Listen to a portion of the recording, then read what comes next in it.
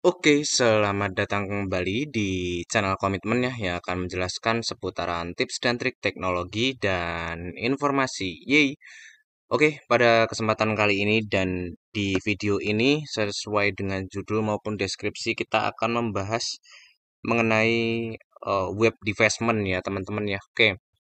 Jadi sebelum lanjut saya akan memberikan disclaimer terlebih dahulu ya tentang apa yang semuanya ini kita lakukan, apapun yang dijelaskan ini adalah bagian dari educational purpose only ya teman-teman ya. Artian ini digunakan hanya untuk kegiatan pembelajaran dan tidak ada sama sekali untuk digunakan dalam hal kegiatan yang ilegal ya teman-teman ya. Oke,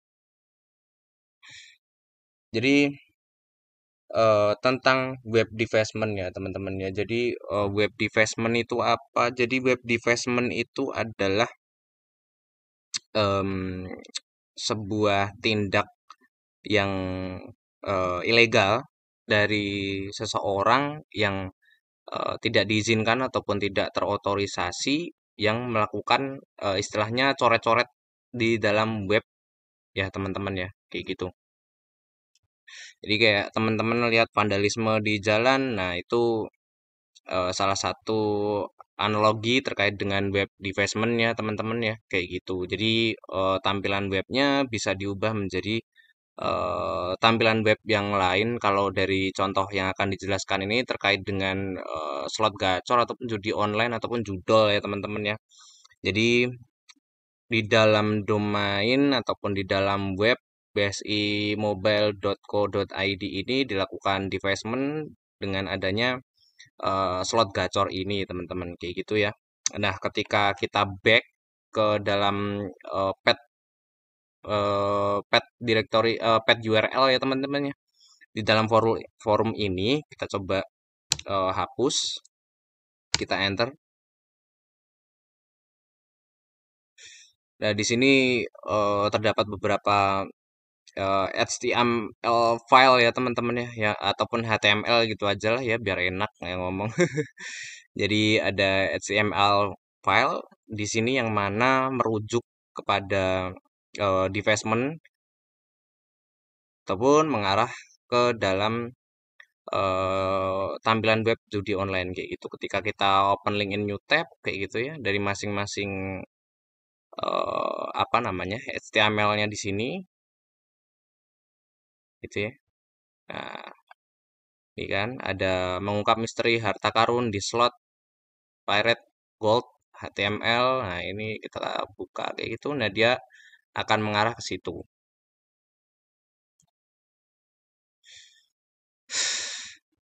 Nah, inilah yang dinamakan dengan web development ya, teman-teman ya, ataupun melakukan vandalisme di dalam web. Seperti itu. Ketika em, kita mengakses ke dalam web resminya ataupun di landing page-nya di sini ya, kita hapus. Nah, ini akan mengarah kepada landing page ataupun web resmi daripada bsimobile.co.id seperti itu teman-teman ya. Itu secara apa namanya? Secara singkatnya ya untuk terkait dengan web development. Jadi di dalam development itu metode yang digunakan untuk melakukan development itu sendiri ada banyak. Contoh ada Elva injection, ada cross-site scripting, kayak gitu ya teman-teman ya. Ataupun dengan SQL injection. Ya sebetulnya untuk metodenya ada banyak kayak gitu ya teman-teman ya. Namun kita tidak akan implementasi terkait dengan hal ini, namun kita akan coba untuk ngulik ya teman-teman ya terkait dengan kerentanan web, kerentanan yang ada di dalam suatu web sehingga tujuannya apa? Tujuannya adalah kita bisa mengetahui terkait dengan kerentanan ataupun vulnerability yang diharapkan untuk kedepannya, terkhususnya apa namanya dari web yang ada di Indonesia secara terkhusus itu terhindar dari yang namanya web development ya teman-teman ya kayak gitu. Oke, lanjut.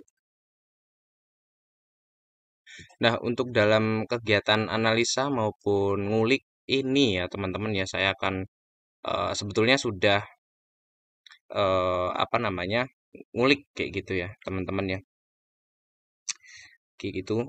Dan sebetulnya sih, kalaupun pengen apa namanya, ya ini kan web development ya teman-teman ya. Jadi sebetulnya ada beberapa tools yang memang bisa digunakan untuk melakukan development ini. Umumnya sih ataupun yang sering digunakan itu adalah toolsnya berupa Burp Suite ya teman-teman ya, dimana si Burp Suite ini bisa melakukan intercept ke dalam sebuah web ya teman-teman ya, seperti itu. Dan nanti entah di dalam Burp Suite itu bisa menginputkan payload untuk melakukan injection ya, contohnya ya, seperti itu teman-teman.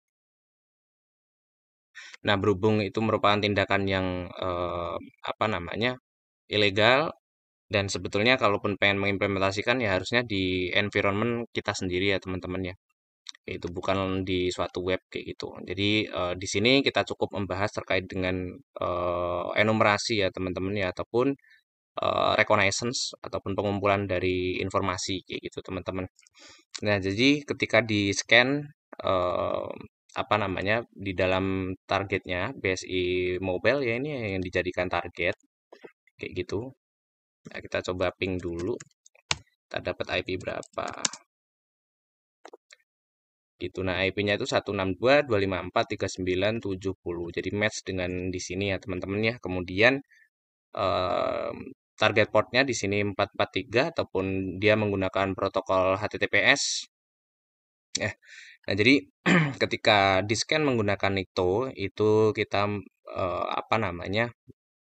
Mendapati beberapa temuan ya teman-teman ya, dan temuan itu nggak yang sifatnya apa namanya, benar adanya kayak gitu, enggak teman-teman. Jadi sebetulnya ketika melakukan proses scanning itu perlu adanya suatu kegiatan maupun proses validasi ya teman-teman ya, ataupun uji penetrasi, anggaplah seperti itu ya teman-teman ya. Jadi eh, temuan itu bisa yang bersifat false positif. Nah, false positif itu apa? Jadi kiranya temuan yang seperti ini itu, oh ya kayaknya temuannya ini enggak, ketika kita lakukan uji penetrasi itu hasilnya nggak sesuai loh. Nah, itu yang dinamakan dengan temuan yang sifatnya false positif. Gitu ya teman-teman ya. Nah, jadi kalau di scan dengan menggunakan Nikto ini kita bisa tahu bahwa server ini menggunakan Lightspeed kayak gitu. Kemudian ada namanya temuan pertama ini anti-click jacking Frame option header is not present, si bla bla bla untuk dokumentasi lebih lanjutnya ya teman-teman ya. Jadi di dalam ini setahu saya gitu. Jadi di dalam web ini tuh nggak ada yang dinamakan dengan anti click jacking gitu. Coba ya kita analisis satu persatu dengan sahabat kita. Sahabat kita itu siapa? Siapa lagi tidak bukan kalau itu ChatGPT. Jadi pada intinya temuan yang ini tuh nggak apa yang dimaksud gitu. Nggak ada dilindungi adanya anti click jacking. Jadi kita itu bisa ataupun si attacker lah memungkinkan untuk melakukan click jacking gitu, ataupun dia kayak bisa nyisipin gitu loh. Nanti ada tombolnya gitu dan bisa dialihkan ke web mereka gitu. Anggaplah seperti itu ya teman-teman ya. Nah, ini click jacking adalah teknik serangan di mana penyerang menyisipkan halaman web milik korban ke dalam iframe tersembunyi di situs berbahaya lalu mengelabui pengguna agar mengklik sesuatu tanpa sadar. Nah, misalnya tombol like, beli, atau kirim gitu ya teman-teman ya. Eh, Nah, untuk cara mengatasinya ketika menggunakan server berupa Nginx seperti itu udah ada sih. Apache, PHP kayak gitu. Nah, tujuannya apa? Untuk mencegah website kamu disisipkan dalam iframe pihak ketiga yang bisa digunakan untuk melakukan click jacking attack kayak gitu ya. Jadi kalau untuk melakukan click jacking attack itu biasanya kalau untuk melakukan pengujian ada yang namanya, setahu saya itu Burp Suite ada fitur Burp Jacking juga ya. Jadi bisa untuk ngelakuin simulasi click jacking gitu. Nah, berhubung saya tidak punya ya teman-teman ya. Coba buatkan dong apa namanya, file HTML untuk tes pada web terkait clickjacking. Clickjacking. Promnya jelek banget ya, tapi nggak apa-apa, ini untuk membantu teman-teman gitu.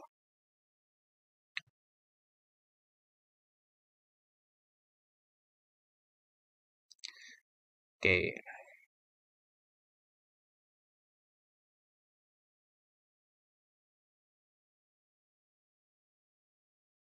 jadi ini kita copy dulu, kemudian ini kita apa kayak gitu, kita gedein ke bawah. Ini kita ubah dengan bsimobile.co.id gitu.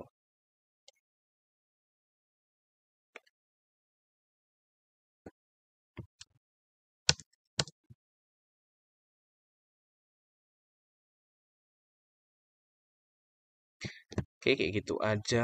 Kemudian kita save as, kayak gitu. Tes doang lah, kita klik deh, kayak gitu HTML. Nah, kayak gini, teman-teman. Jika situs target tampil di bawah ini, maka situs tersebut rentan terhadap clickjacking. Bentar ya, ini kita reload dulu. Nah, jadi kalau misalkan ambil kayak gini, dia webnya rentan terhadap clickjacking ya teman-teman ya. Nah, itu salah satu temuan yang mungkin bisa dibilang sebagai temuan yang apa namanya, yang benar ataupun valid ya teman-teman ya, kayak gitu. Nah, ini kemudian ada temuan lain kayak gitu, uncommon header, extrude charge by found, bla bla bla, Lightspeed kayak gitu. Nah, ini teknologi yang dipakai itu Lightspeed ya. Lightspeed itu supaya ketika ada apa ya namanya ya, istilahnya transfer data itu dia makin cepat ya. Setahu saya seperti itu. Correct me if I'm wrong ya teman-temannya. Feel free to discuss. Nah, kemudian ada the site use TLS and the script transport security HTTP header is not defined. Nah, jadi protokol yang digunakan kan HTTPS. Nah, itu bisa dipaksa buat dia itu pakai HTTP ataupun dilakukan downgrade kayak gitu sih teman-teman. Ya kayak gitu ya teman-teman. Ya lagi-lagi kalau misalnya saya salah juga em, ya betulkan aja ataupun correct me ya. Karena di sini kita juga sama-sama belajar kayak gitu. Nah, ini ada temuan yang lain kayak gitu kurang lebih, dan juga di dalam Nikto ini secara sekilas apa namanya? Ini ada webmail blank.html, dia webmailnya pakai teknologi ini dengan versi 0.8.10. Nah, di dalam anggaplah plugin yang digunakan ya di dalam webmail ini, ya webmailnya lah, bukan plugin lah ya hitungannya. Terus dia ini tuh rentan terhadap cross-site scripting vulnerability kayak gitu ya teman-teman ya. Gitu-gitu sih teman-teman sih. Dan ada web directory juga, di dalam URL-nya ada webmail, kemudian ada cpanel kayak gitu-gitu. Dan overall sih setelah saya apa namanya ya, kalau ini sih nggak usah kita coba-coba lah ya, cukup untuk sebagai acknowledge kita aja kayak gitu. Ini temuan dari Nikto ya teman-teman ya, ini Nikto. Kemudian kalau dari Nuclei sendiri, ini juga untuk ngelakuin vulnerability scanning. Jadi di dalam Nuclei ini sih paling kayak terdeteksi beberapa plugin di situ ya. Kalau deteksi plugin tuh bisa pakai Nikto buat web, terus juga Nuclei, ya semacam apa serupa dengan tools vulnerability scanning yang lain kayak gitu. Ataupun kalau just in case teman-teman pengen tahu plugin yang dipakai itu sebenarnya pakai extension berupa web analyzer juga bisa. Di sini kan ada CMS-nya, dia pakai WordPress kayak gitu ya. Ada slider evolution, revolution kayak gitu. Dan sebetulnya teman-teman dari plugin yang terdeteksi itu, kalau misalkan ada plugin yang memang dia itu out of date gitu, artian kayak expired kayak gitu ya, biasanya ataupun umumnya terjadi dari plugin yang digunakan itu bisa menjadi celah ya ketika dia expired biasanya kan kalau expired itu ataupun teknologinya udah usang ada vulnerability tertentu ya teman-teman ya. Kayak itu. Nah, itu juga kita tentunya perlu mengupdate plugin yang kita gunakan seperti itu. Ini juga bisa menjadi salah satu celah pada web kita. Kurang lebih seperti itu, teman-teman. Contoh lain, ini kan kalau dari temuan Nukle ya, teman-teman ya. Kemudian kita beralih em, ke apa ya? eh, Cat Word WPS kali ya, WPS result. Nah, ini kemarin saya menggunakan WP scan ya, teman-teman ya. Kalau WP scan itu dia untuk eh, nge-scan terhadap web gitu ya. WP scan ya untuk ngedetek dari WordPress ataupun plugin yang terdeteksi gitu. Nah, dia kan bisa plugin identify kayak gitu, dia pakai Elementor gitu ya.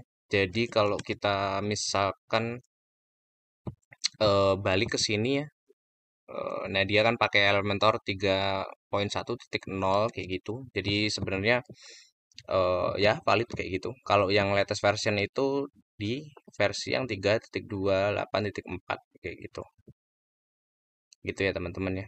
Terus ini di dalam padnya WP Content plugin Elementor gitu. Ataupun kalau ngecek apa namanya plugin ya, plugin bisa diinspek aja kayak ini juga bisa sih.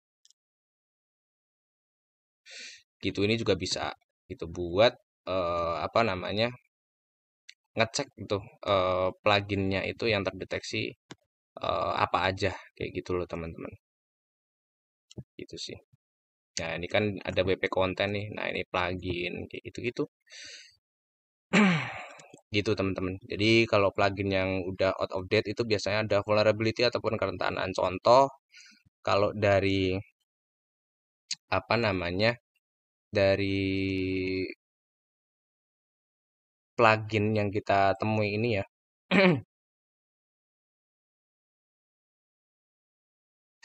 Sebentar teman-teman, kita baca dulu.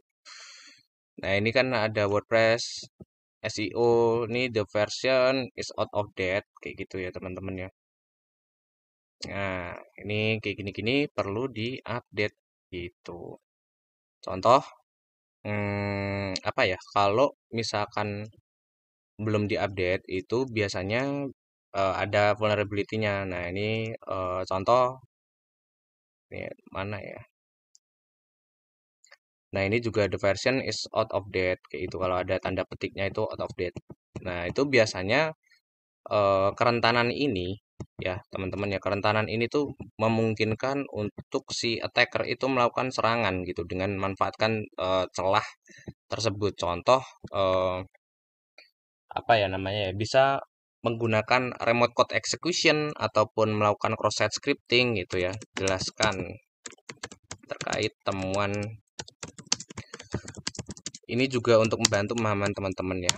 Contoh aja gitu. Jadi karena memang fokus kita terkait dengan penjelasan supaya ke depan kita bisa menghindari dari resiko ataupun dampak yang terjadi ya teman-teman ya kayak gitu. Daripada divestment itu sendiri gitu. Nah, ini kan sesuai dengan ref slider yang di sini. Nah, ini kan dia out of date ya teman-teman ya. Ini bisa dibaca the version is out of date kayak gitu. Kemudian di sini tuh ditemuin kerentanan gitu. Nah, plugin ini pernah memiliki banyak celah keamanan. Nah, ini CVE-nya kalau teman-teman ada dibuka ya situ. CVE itu apa? CVE itu current vulnerability exposure gitu.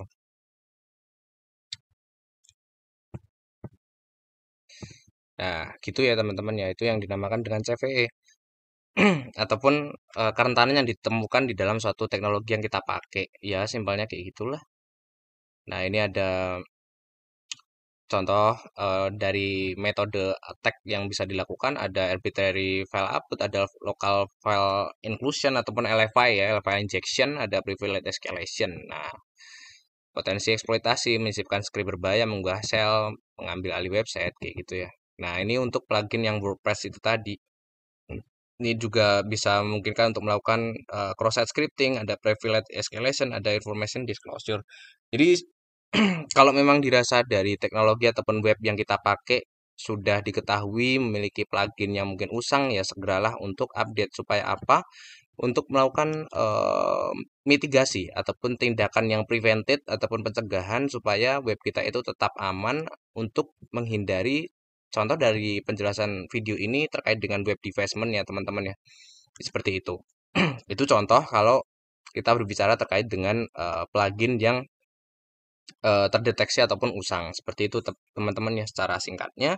Kemudian kita beralih ke sini ya. Dari dirbuster kayak gitu, jadi kita cat hasil dirb.txt.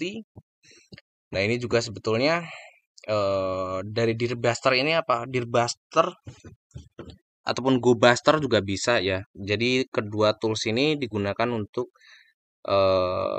apa namanya, mengidentifikasi bahwa di dalam web yang kita gunakan itu apakah terdeteksi directory listing ataupun direktori-direktori yang dapat diakses oleh seseorang yang tidak terotorisasi. Nah, kenapa hal ini harus dicegah ataupun istilahnya dimitigasi ataupun ada tindakan prevented ya teman-teman ya? Karena yang jelas untuk menghindari daripada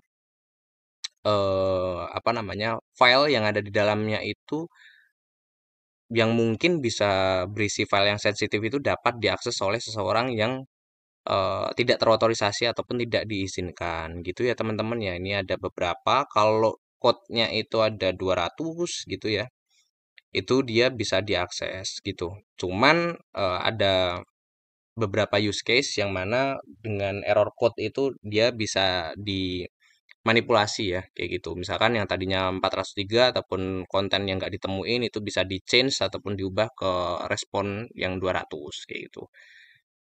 Ya itu biasanya sih dilakukan di tools Brute Suite ya. Cuman kita nggak akan melakukan hal itu ya teman-teman ya. Kita berfokus kepada analisa aja kayak gitu ya. Gitu. Terus, nah ini kan contoh apa ya yang bisa diakses.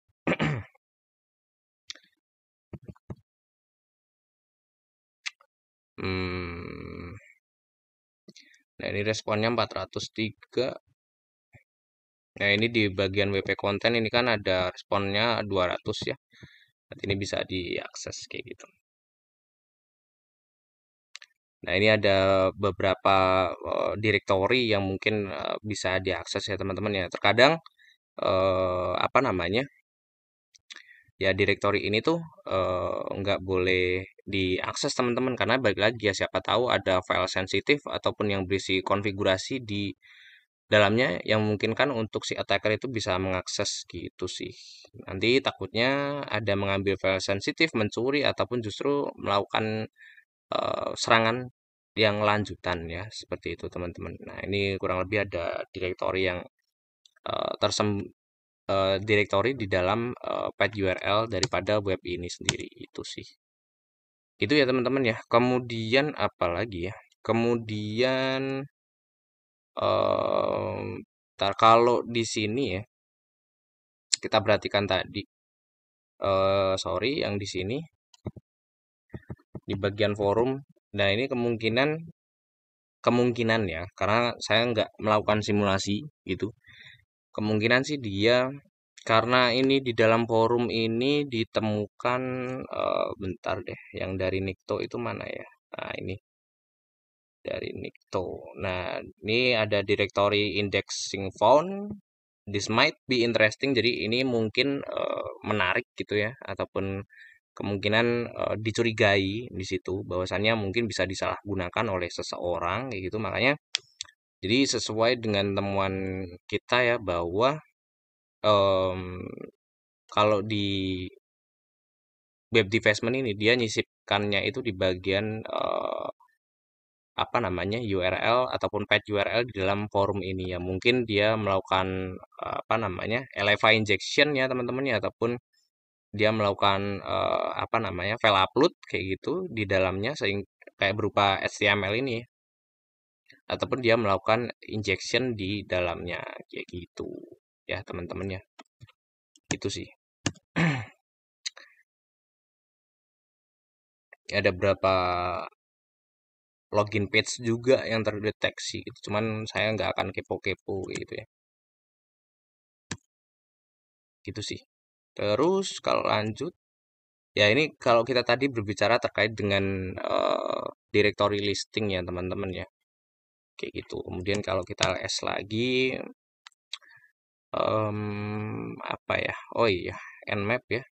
Coba kita cat daripada Nmap. Nah, jadi kalau dari Nmap itu kan untuk melakukan scanning ya, bisa untuk scanning vulnerability ataupun teknologi yang mungkin digunakan untuk nyecan port gitu loh. Nah, kalau di sini ada banyak port ya teman-teman ya, ada banyak port yang mungkin dia open ataupun close kayak gitu.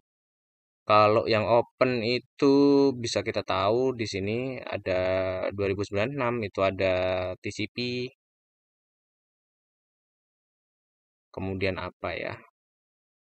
Nah, ini untuk cPanel ada 2091.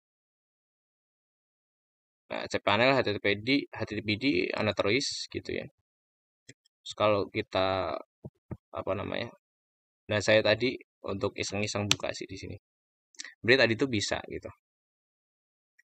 Nah, ini ada apa namanya? Untuk halaman loginnya ya, seperti itu untuk di webmail gitu. Gitu-gitu teman-teman. Jadi sebetulnya ya termasuk kalau kita nemuin apa namanya kiranya login page kayak gitu seharusnya juga di disable aja gitu ya ataupun mungkin anggaplah dibuat private, jangan dibuat public. Kenapa nggak dibuat public? Karena kalau dibuat public itu bisa memungkinkan attacker untuk melakukan serangan gitu. Entah serangan itu bisa berupa apa ya namanya ya, bisa berupa serangan dictionary attack kayak gitu. Jadi kalau dictionary attack itu dia melakukan penebakan dengan menggunakan word list ya gitu. Jadi melakukan word list ataupun percobaan terkait dengan anggaplah password dan juga username-nya apa. Jadi ketika dia nanti match ya berarti dia bisa login. Nah, jadi sepatutnya ataupun seharusnya dilakukan disable aja kayak gitu ataupun dibuat private lah gitu. Jangan di publish gitu. Ya untuk menghindari dari hal-hal yang tidak diinginkan gitu. Gitu ya teman-teman ya. Kemudian ada apa ya di sini? Nah, ini ada cPanel juga gitu.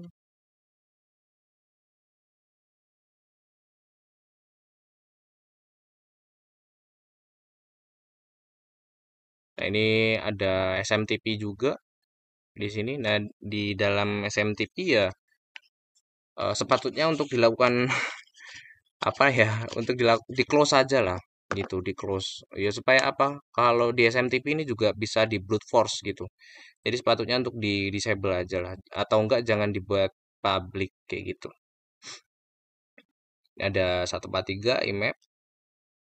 Nah, ini untuk 443 ya. Ini untuk HTTPS gitu.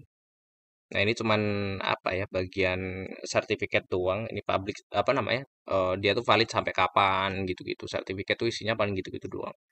Sama keterangan-keterangan gitu. Nah, dia di sini pakainya Lightspeed ya gitu. Teknologi yang digunakan kan biasanya ada Nginx, kemudian ada Apache. Nah, di sini menggunakan teknologi yang dinamakan Lightspeed gitu-gitu. Gitu ya.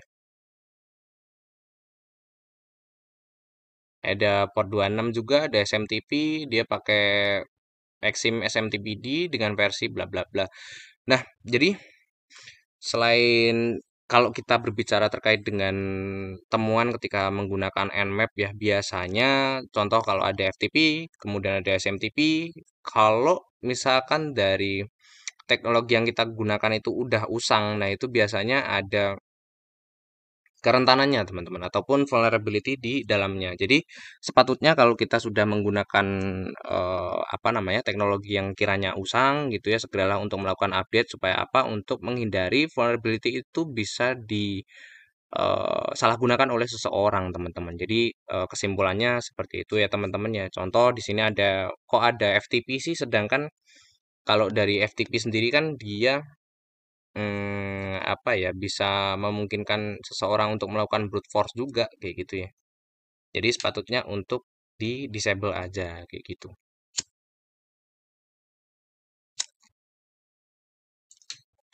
Gitu sih teman-teman ya.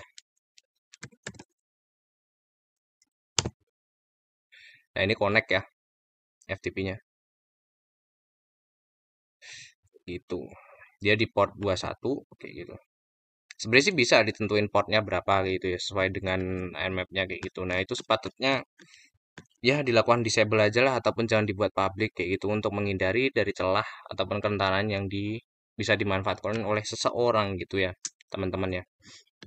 Nah itu kalau kita menggunakan nmap gitu untuk melakukan apa ya, istilahnya ya scanning lah terhadap teknologi yang digunakan atas dasar port yang telah ditemukan ataupun di scan. Oke, jadi eh, ini melanjutkan video yang semalam sih saya mau apa namanya ngecek apa namanya security header score ya, header score untuk melihat jadi security header score itu tujuannya untuk melihat ataupun melakukan penilaian seperti namanya score gitu kan untuk menilai apa dari security headernya daripada kira-kira security header itu sudah dilakukan konfigurasi yang secara aman atau belum, kurang lebih seperti itu sih teman-teman. Security header score. Ini kita tulis BSI mobile ya. mobile.co.id gitu.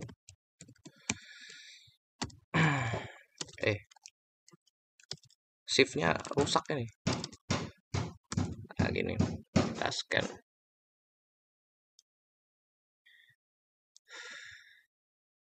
Waduh. Nah, jadi kurang lebih di dalam security headernya seperti ini ya. Ini dari penilaiannya ataupun skornya ini jelek gitu. Ditandai dengan silang-silang seperti ini. Jadi security headernya ini apa namanya? Kayak X-frame option ini di dalamnya nggak ada ya. Buset. Ataupun lemah gitu. Itu tukang sebelah menggila banget ya. Moga-moga nggak bocor lah ya. Ya maklum lah belum ada studio. Nah, jadi tujuannya untuk melakukan penilaian terhadap apa namanya security headernya. Terus di sini juga ada apa namanya deskripsi ataupun penjelasan di mana teman-teman juga bisa membaca is an effective measure to protect your site from cross-site scripting attack ataupun XSS ya by whitelisting source of approved content bla bla bla gitu. Jadi di dalam security policy ini ya menjelaskan gitu untuk apa namanya penjelasannya itu untuk melindungi daripada ancaman cross-site scripting gitu-gitu. Nah kalau silang-silang begitu berarti nggak ada di dalamnya gitu. Jadi dia rentan ya. Terus kita SSL score coba.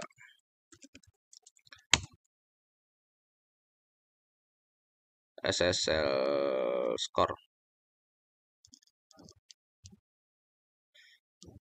Hostname-nya bsimobile.co.id. Kita submit. Kalau SSL score ya untuk melihat gitu.